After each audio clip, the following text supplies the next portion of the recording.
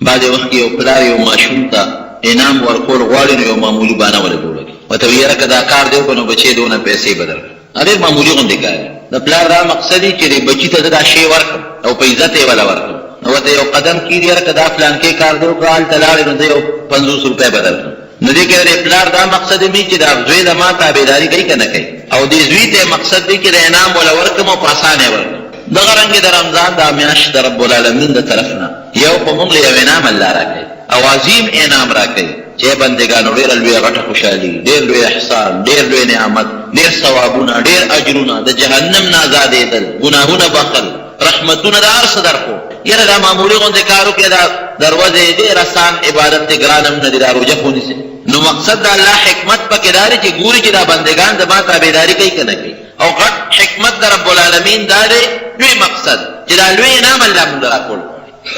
نو علما لیکي چې درې قسمه انسانان یو هغه انسان چې هغه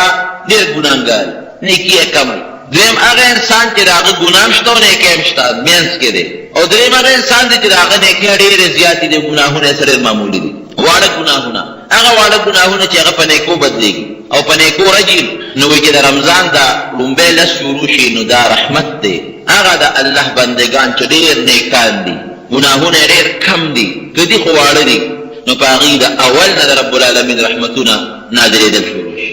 چې لس واوړي یو ولسمه شروع شي نو هغه د الله بندګان چې په دې منځ کې دي ګناه هم شته او نیکي هم شته نو په هغې خو د الله سره د رحمت په هغې باندې هم وورېږي نو رب العالمین چې دا ورپسې لس ورځې عبادت وکړي او روجې ونیسي الله یې بخښنه او مغفرت نصیب کړي او بیا هغه بندګان چې ډېر ګناهګار دي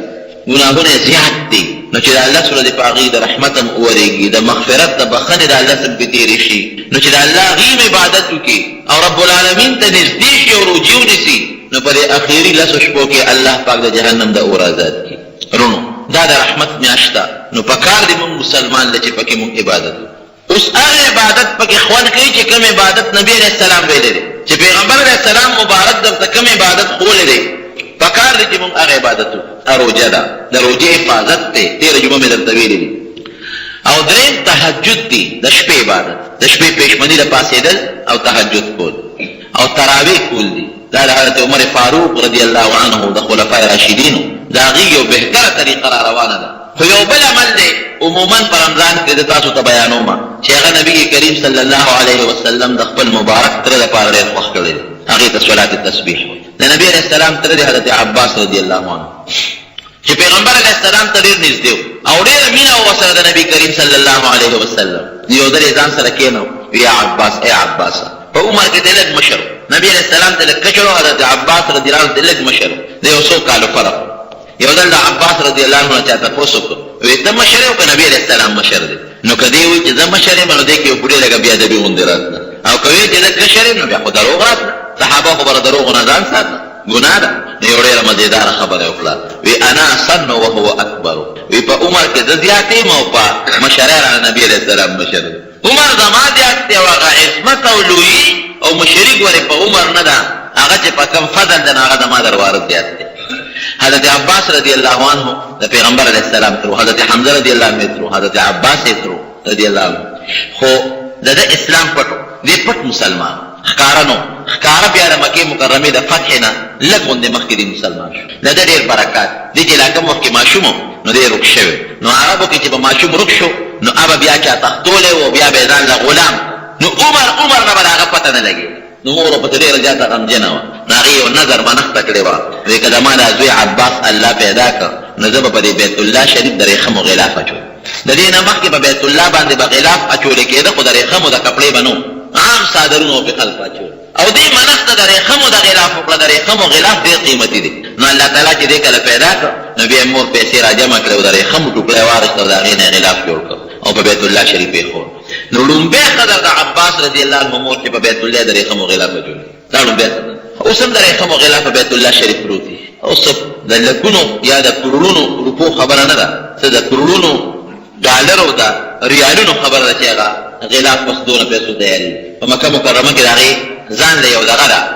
کارخانه ده چې په اوس کال کې زه تللی وم منوره نو هغې کسوة الکعبه د کعبې څادر ورته وایي نو هغې له بیا مونږ ورلو هغه کوم مشین باندې چې جوړېده هغه مشین مو وکته او بیا هغې باندې د سرو زرو په تارونو باندې باقاعده لیکل کوي د سرو زرو په تارونو نو ډېر قیمتي غلاف کې اوسه بچې اوس خو د بادشاهانو کار دی نو کرونه روپۍ پې بیا چې کله عباس رضی الله عنه لوی شو نبي کریم صلی الله علیه وسلم د نبوت دعوه وکړه نو د پیغمبر علیه السلام باندې ایمان راوړل په لومړي وخت خو مینه یې ورسره ډېره زیاته وه تر دې حده پورې چې د مدینې منورې خلکو د مینا په میدان کې پیغمبر علیه السلام ته دعوت ورکړه چې تاسو مدینې منورې ته هجرت وکړئ ځکه د مکې د کافرانو زور ډېر زیات او ظلم به هم زیات کو نو نبي علیه السلام یې دعوت ورکړه چې ته موږ سره مدینې منورې ته راشي دا تقریبا 2 یا کسان نو دغه وخت کې عباس رضی الله عنه ولاړ دی لا مسلمان نه دی او چې د هغې خبرې واورېدې نو دې ورته وایي ای د مدینې خلک یثرب به یې ورته وایي ای د مدینې خلکو تاسو خو زما د ارواره ځان سره بوځئ خپل وطن ته خو ګورئ که ده ته څه نقصان ورسېد نو تپوس به یې ستاسو نه کوو ځکه په مکه مکرمه کې د ده دشمنان ډېر دي مخالفین یې ډېر دي خو د دې یو مضبوط قوم دی د هغه قوم د وجې ده ته څوک غږ نشي کولی نو تاسو یې ګورئ د هغه قوم نه وباسئ خپل وطن ته یې بوځئ خو دا درته وایم که ده ته معمولي غوندې تکلیف هم چا ورسو نو مونږ به ګورئ د هغې بدل تاسو نه الو ځکه تاسو یې بوځئ د مدینې منورې خلک ورته وایي عباس ته ته خلاص مونږ پیش او نبي کریم صلی الله علیه وسلم پیشه مونږ یې دې ته بوځو چې د خلکو ته تکلیف نه لګي بچي نو ګوره دا ایمان یې نه دی راوړی په نبي علیه السلام خو په زړه کې محبت او مینه دومره ده چې د بل بد پرې د ده پرېږدولی شي کله چې مدینې منورې ته نبي علیه السلام لاړ او د بدر جنګ وشو نو په هغې کې دې کافر وبوتلي ځکه هغې خو پې دا ګمان کو چې دا کافر دی حالانکې دې په زړه کې دننه دغې وخت کې مسلمان خو په خوله یې غږ نه کو نبي کریم صلی الله علیه وسلم یو مجلس کې ناستو صحابو ته فرمایي و یو څو کسان دي چې هغې دي مسلمانان خو کافرو په زور روستي دي نو ګورئ که په جنګ کې درسره دغه خلک مخامخ شو نو غزار پې ونه کړي یو پکې عباس دی زما سره دې دغه مسلمان دی او کافرو په زور روستی دی که در مخامخ شو نو پام کوئ ګورئ غزار پې ونه کړي یو څو کسان یې نور هم وخوړ نو حضرت ابو حذیفه رضی الله عنه په دې موقع ناستو هغه له لږه غوندې غصه ورله ویې نه د الله رسول داسې به نه کوو ویې چې هر کله مونږ خپل پلاران او خپل بچي مونږ ته مخامخ راځي او هغه وجنو نو د الله رسول ستا تر به نه بچې خو که د ما تولې له مخکې راغی نه هلته به مې ورولو نبي کریم صلی الله علیه وسلم مسکې شو او عمر فاروق ته فرمایي وی عمره وی ابو حذیفه ته دې خیال د ده د دین دی غیرت ته دې خیال دی دې به د پیغمبر په تره غزار کوي دا د ده یو دیني غیرت دی او دیني جذبه ده عمر فاروق رضی الله عنه فورا اوچت شوي د الله رسوله ما ته حکم وکړه چې ابو حذیفه نه سر والوځو ځکه چې ستا د خبرې په مقابله کې د خبره وکړه وی نه نه د ایمان د جذبې نه کړې دا د ایمان جذبه ده دا سوچه مسلمان دی د ده کې یو غیرت دی چې د ما د تورې لاندې هر څوک راغی او هغه دا کلمه د ایمان او د اسلام دی ویلې د په تورو به د سر وام د نبي علیه السلام تر دی ولې بهر کې په هغې بیا صحابه کرامو عمل وکړو په جنګ کې دی ګرفتار شو نو چې دی کله ګرفتار شو او یا کسان کافر مردار شو او یا کسان ګرفتار شو یو پکې د حضرت عباس رضی الله عنه دی راوسته او دی په صحابو تقسیم کړل وی دا دوه درې کسان هر یو صحابي خپل کور ته بوځي لاسونه یې ولا شاته تړلي نامټې یې ولا تړلي د دې څوکۍ کوي چې درنه ونه د دې متعلق موږ فیصله کوو چې دا مړه کوو که څه چل ورسره وکړو اتفاقا حضرت عباس رضی الله عنه هغه صحابي ته میلاو شوی و چې هغه د پیغمبر علیه السلام ګاونډي و نو ده یې مټې شاته تړلې وې نو یو صحابیه فرمایي د نبي علیه السلام بیبي غالبا ام سلمه رضی الله عنها هغه وایي چې نبي علیه السلام به د شپې خوب نه ورته کله به دننه کېده او کله وبار کېده ټوله شپه وي خو ډېر زیات غمجن وایي ما چې د الله رسوله ولې غږېده چې څه بلکل غږ یې نه کوو خو ډېر پریشان او کله به دننه کوټې مبارکې ته ننوتېده او کله به بار راوته وایي چې زه ودرېدم نو زه پوه شوم وایي ما د عباس بیرګي اورېدل هغه دومره سخت تړلی و چې د هغه مټې خوږېدې نه هغه زبېرګي کول نو پیغمبر علیه السلام د هغه تره هغه زبېرګي اورېده نو خوب نه ورته خو سفارش یې نه کو ځکه چې دا دین قیدي دی او نور هم قیدیان دي یو له سفارش کوي نو بیا به بل هم سفارش کوي نو غږ یې نه کو صحابو ته چې تاسو د ده مټې سستې کوئ یا دته تکلیف دی ولې ځکه یو جنګي قیدي دی وخت راغلی دی خو ډېر پریشان و وایي زه پوه شوم وایي زه لاړم صحابو ته مې الې وې چې نبي علیه السلام د خوب نه ورځي کله دننه کېږي کله بار کېږي د تره زبېرګي ولي دا ولې ناجوړه دی چې هغې وکت وایي نه مټې وله سختې تړلي دي لاسونه یې خوږېږي نو هغې وله بیا مټې سستې کړې نو چې مټې وله سستې کړې غوټه یې نرمه کړه او د هغه زبېرګي قلار کړ پیغمبر علیه السلام بیا وله خوب ورغی دا محبت دی مینه د ترې د ده کمیس نو نو دی د قد نه اوږد و نو نبي علیه السلام مبارک وایي چې نه څوک کمیس راوړی د عباس نه د چا کمیس پې نه برابرېد نو په مدینه منوره کې یو منافق و د منافقانو سردار عبدالله ابن ابی هغه د ده په قد برابر هغه وایي صاحب ما اوزه بله کمیس راوړم نو هغه کمیس راوړه او عباس رضی الله عنه ته کمیس واچو نو چې دا عبدالله ابن ابی ډېره زمانه پس دی خو منافق و کله مړ شو نو زوی یې سوچه مسلمان دی نبي علیه السلام یې راولېږه وایي زه مرمه او ته لاړ شه زما دا وصیت ته چې یو خو دې ما د پیغمبر علیه السلام خپل کمیس راکړي یې راته واچوه او په ما به جنازه هم نبي علیه السلام نو دا زوی یې راغی پیغمبر علیه السلام ته وایي چې الله رسوله زما پلار مړ شو او هغه یو دوه وصیت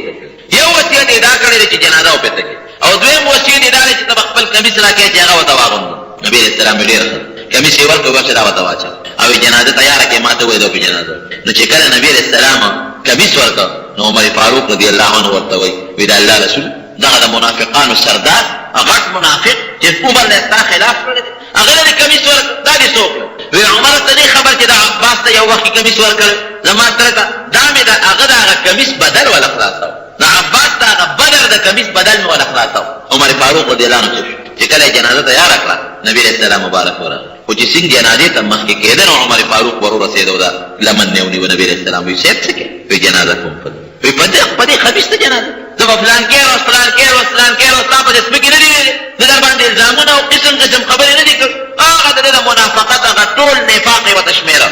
ته په دې جنازه کې نبي کریم صلی الله علیه وسلم ورته ویل لرې شمانه عمر اخوش زه جنازه وی زما جنازه ته هېڅ فایده نه رسېد او نه ورته زما کمیس فایده رسېد، دی کافر دی منافق مړ دی، زه الله منې کړې نه یم نو ولې مې ته منې کوې؟ او زما غرض دا دی چې زه ده سره یو احسان وکړم، جنازه پرې وکړم چې د باقي قوم الله مسلمانان زړه کې مینه پیدا شي. واقعي هر کار کې د الله حکمت دی چې ده جنازه نبي علیه السلام جنازه وکړه په ده باندې نو رب العالمین د عبدالله ابن ابی چې څومره قوم هغه ټول رب العالمین مسلمانان کړل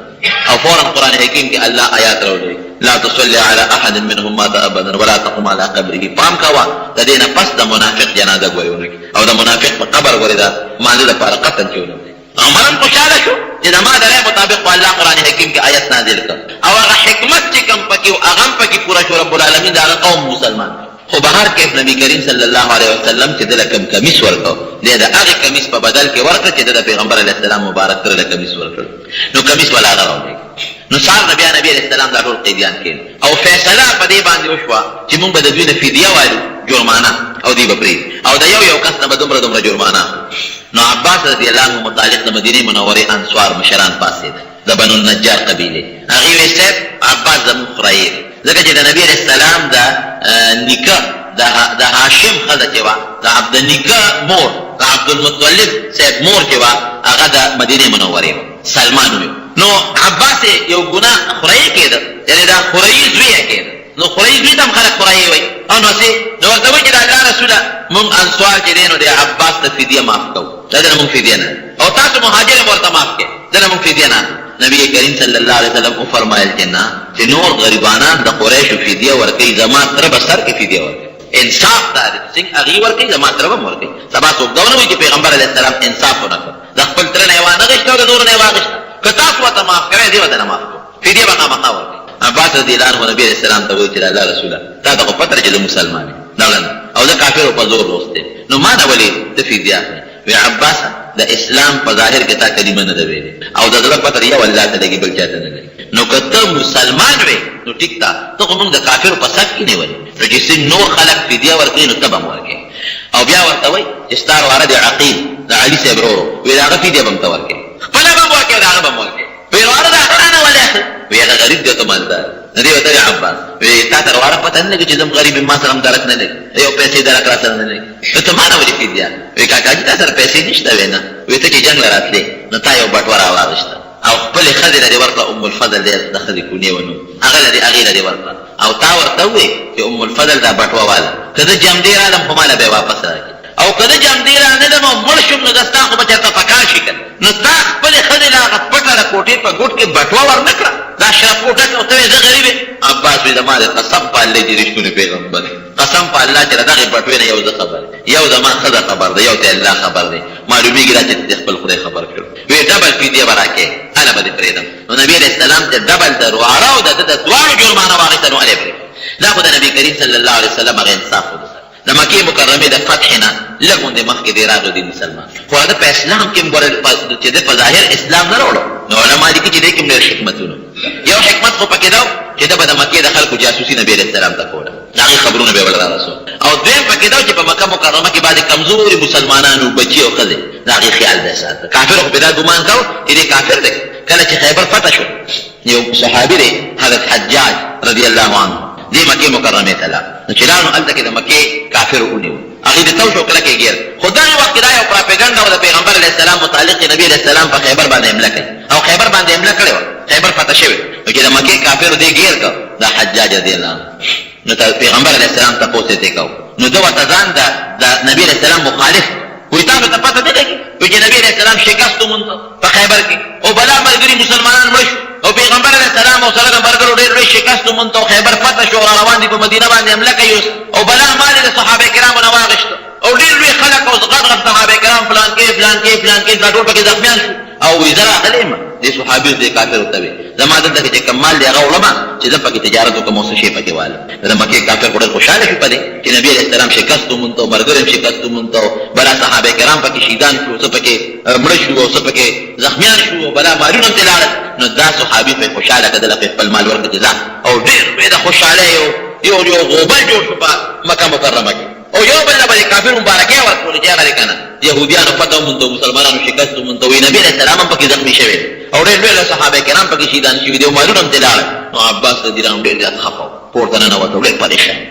ښځه ورته وایي عباس ولې خفه یې وایي وروره مې شکست وموند په خیبر کې زخمي م شو پته نه لګي چې څنګه به زخمي او فلانکې صحابي فلانکې دا پکې دومره شهیدان هم شو مالونه هم ترې لاړل دا چا وی وایي دا هغه حجاج چې راغلی و هغه وایي ته راشه پټ تپوس دی نو دې پټ لار نو حجاج په لاره کې روان و خپل مال ورسره و وایي حجاج ته نه ودرېد ځان دی وایي دا تا چې کوم خبر راوړه د نبي علیه السلام او د هغه د ملګرو متعلق چې خیبر کې شکل دا رښتیا دی وایي نه عباس دا خو دروغ وایي تا چې دې خلکو ته وایي د خدای نیکبخته وایي ما ته خپل مال را قبضه کړو دوی مې خوشحاله کړو خپل مال مې ترې وویسته وایي ورواره د خیبر فتح کړی دی چې زه راتلمه او د خیبر یهودیان پکې بلا مردار شو او د خیبر چې کومه شهزادګۍ وه هغه د نبي علیه السلام نکاح نه راغله او بلا مال په غنیمت کې حاصل شو خو دوی ته خو مې دروغ وویل الاوړې خبره مې ورته خپل مال مې ترې ایسته خو ګورې الو نه ویل درې څلور ورځې غږ مه کوه چې زه مدینې منورې ته ورسم نو بیا ورته ال وایه او که اوس دې ورته ال وایې نو ما پسې راځغلي بیا مې وجني په لاره نو چې عباس رضي الله عنه راغی او هغه درې ورځې پوره شوې نو خشته جامې یې واغوستې مزېدار خوبصورته ویې لمبل خوشبو یې پورې کړه او کونټۍ را واخېسته او بیت الله شریف پاکې تاویږي او خوشحاله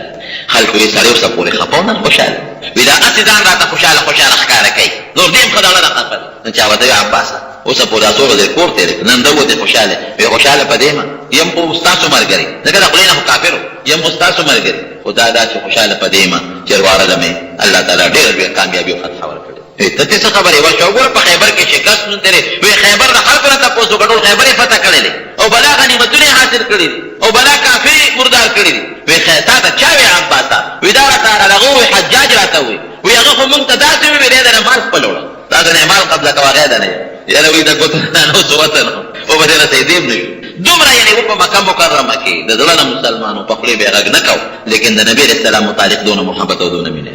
کله چې نبي کریم او په مکه مکرمه کې به یې څه خدمت کوم د حاجیانو نه به یې زمزم اوبه ورکولې د زمزم اوبه یې په حاجیانو باندې څښلې او د بیت الله شریف خدمت به یې کو د مېلمنو خدمت به یې کو چې نبي کریم صلی الله علیه وسلم کله بیمار شو که نه د اخري د وفات دا بیماري نو دی راغی علي صاحب ته وایي تجربه کار ډېر زیات وی علي وی درې ورځې پس به موته غلاماني بل بادشاه به را باندې مقرر وی زه چې لاړ شو او د نبي علیه السلام نه تپوس وکړو چې ستا نه پس خلیفه به څوک نو که ما تا کې یو کس یاد کړو نو خلکو ته خو به ووایو که نه مونږ به بیا خلیفهګان شو او که بل څوک یې یاد کړ نو غلی به کښېنو غږ به نه کړو علي صاحب ورته وی عباسه کاکا تا ته څه پته لګي وی زه د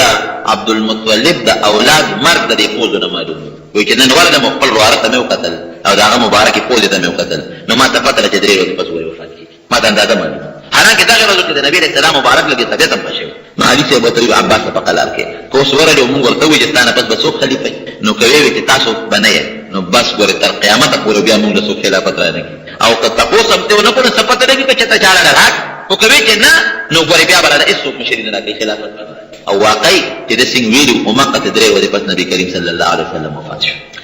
یو ځل دی نبي علیه السلام مبارک ته راغی حضور پاک مبارک ناست دی خفه عباس ته ولې خفه وی صاحب چې مونږ تا سره یو ځای ناست دا خلک زمونږ قدر او عزت کوي او چې ستا نه اخوا شي نو بیا زمونږ څوک قدر او عزت نه کوي نبي علیه السلام مبارک فورا اعلان وکړو خلک یې راغونډ کړل او په منبر باندې کېناست وی ای خلک تاسو ته پته نه لګي چې عباس څوک دی عباس چې دی نو دا زما تره دی او تره د پلار په ځای چا که عباس خوشحاله که دی خوشحاله کړو او که چا دی خفه کړو نو دی خفه کړو د هغې نه پس د صحابه کرامو د ډېر زیات احترام یو موقع باندې چې د غنیمت کې مال صحابه وراوړل نو هغې داسې په دې ځمکه هغې ډېوي پراتو نو صحابه کرامو ته یې حکم وکړ وړی نبي علیه السلام مبارک خو سخیم ډېر و حضرت عباس رضي الله عنه وی د الله رسول دې ته څومره یو څه وی چې څومره دې خوښي وی ځکه چې ما خو ګورې خپله جرمانه م ورکړې وه ادرواره د عقیل جرمانه مې م ورکړې وه وی عباسه چې څومره دې خوښي وړه نو څادر یې خور کړ او په هغې کې په لپو لپو ځان ته د اشرفۍ او د راهب را واچول غوټه یې کړ نو چې غوټه یې اوچته ویه نو خو درانو نه یې نو نبی علیہ السلام ته ویل الله رسوله ودا را اوچت کا وینا زه ورته نو اوچت وی واره مې نه یم ته خدا را اوچت وی خپل چاته حکم وکړه چې ما ته اوچت کړي بل چاته نه مسکه شو وی ګوره تیرا ته اوچت کا او یا چاته وای نه د تزوجته محبت او بل چاته چې تو نه وړي شي خبره وړي نو ګوته اوس په دلګې ته کم نو چې کمه کته نو چې بیا ګوته ورکو بیا دورو لګو بیا ودا الله رسوله واره مې نه یم ته ودا را اوچت دا کار وی خدي صحابه ته وای چې را اوچت کړي تم نه یو کس په اندر ته اوچت دومره یو ته چې څومره دومره به اته چې څومره وړي شي په خپل چې دومره چتولې شي نو بیا چې نور معلوم کار نو ګوټه ورکړه چې ګوټه ورکړه نو بیا دومره اچوري چې وړي شي چې دې په دیوګه پاسه کې یو صحابي فرمایي ودا ګوټه په وګو په لار روانو او نبی رسول الله مبارک مسکی راته و هغه پورې کتل چې درته دې په لار کې پناه شوی د نبی کریم صلی الله علیه وسلم د وفات نه پس صحابه کرام به دومره احترام کو چې خلفای راشدین چې دا کوم خلفای دي چې په لار باندې روانو عباس رضی الله عنه به اولید تاروینه بوته شو ودا ولې ودا د نبی رسول الله مبارک او چې باران باندې کې د باران یو ځل باران باندې شو نو صحابه دې راو او ویدرو وی الله وی چې کله باران به بند شو قات پراغ نمون به نبی رسول الله لاله نو پیغمبر علیه السلام به سوال وکړ رب العالمین به باران اوس په شروع شو او باران حضرت عمر فاروق رضی الله عنه پورې زورو مضبوط تکړه خلیفہ هغه د جمعه د خلکو د کوټې وی جمعه طرف ته چنه وینو د خلکو د نالو چې د کوټو هغه جمعه ته وبره دی نو زمانہ ځان تیر کړ مسلمانان ګڼ شو بیا باران کې به جمعه دراتي جمعه کې چټانه جوړې دي نو د عمر فاروق رضی الله عنه حکم وی چې څومره ناوی د خلکو جمعه ته د خپل ناوی د جمعه ته بل طرف ته واړو جمعه ته راځو باندې نو صحابه کرام چې څومره وګړي په ناوی باندې کړي او د کوټو او به کورونو طرف ته بل طرف ته واړو عباس رضی الله عنه ولا کوتي بل بیا عمر فاروق رضی الله عنه اعلان وی ګور ټول خلکو بواړو او عباس رضی الله عنه ته आवाज وکړي دوه باندې راوړ وی دې نه بل طرف ته واړو جمعه ته چا ناوی باندې او کله وانه نو دا به بیا ورته عباس رضی الله عنه بیا ولا کوتي حضرت عمر فاروق رضی الله عنه ورته او هغه ناوی په خپل ورته ودا مو څه ورته او بل طرف ته واړو عمر رضی الله عنه کېنه صحابه کرام او سره سیدی ولا راځي عباس رضی الله عنه دې راغلی وی عباس ودی وی زمانہ ودی ولو وی عباس ته نه ورته او خلکو ورته نو ما قصدن ورته جمعه ته بدل خلکو بنه من دا چې باران یې تقریبا وی عباس ته هغه نه ودی او ورته قسم په الله چې دا نه نبی کریم صلی الله علیه وسلم په خپل بوت مبارک بدل تلګ ولې چې هغه په خپل لاس مبارک منه ولا ګولې دا هغه نه ودی ورته دا څه پس عمر په ما وی غلطي وی راځي چې دا نه ودی بارو عباس رضی الله عنه ورته وینا زبې ولګو او غلطي دی وکړه وینا دا څه چتوس کی ودا ما ورته دا زبې زبدا نه خپل ور خلیفہ دی خلیفہ ثانی د نبی کریم صلی الله علیه وسلم مبارک صحابی دی قریب ودا بدل نو چې لا فته خوشتکړه نو د عباس ته وی یو چل بدل امام پړ کې سوچو کړه نو ما ورته دا ما خنري کړی اوس به یو چل هغه دا چې تر هغه د ما په دی وګړه پاسو دی نو ته به چت څه دا نه و په خپل لاس باندې صحابه ته ویل چې پوهه برو انا پایا برو بل څه برو چې وته کې او کدا دې څه زمون په وګړه عباس نه قسم په الله کدا شي هغه ناوته کوم رسول الله مبارک په کول لاسون لګوي دا عمر ورغول او داغه کفاره دا چې عمر خلیفہ امیر المؤمنین بلان دی عباس به پوغو ولالو عباس صدا نه وی نو عباس ته ټیټ شو د عباس رضی الله عنه د پوغو خدای او هغه نو بیا د عباس رضی الله عنه په لاس باندې دا احترام ده عباس ستاره کوټه نه و ما چې نبی رسول الله مبارک لګو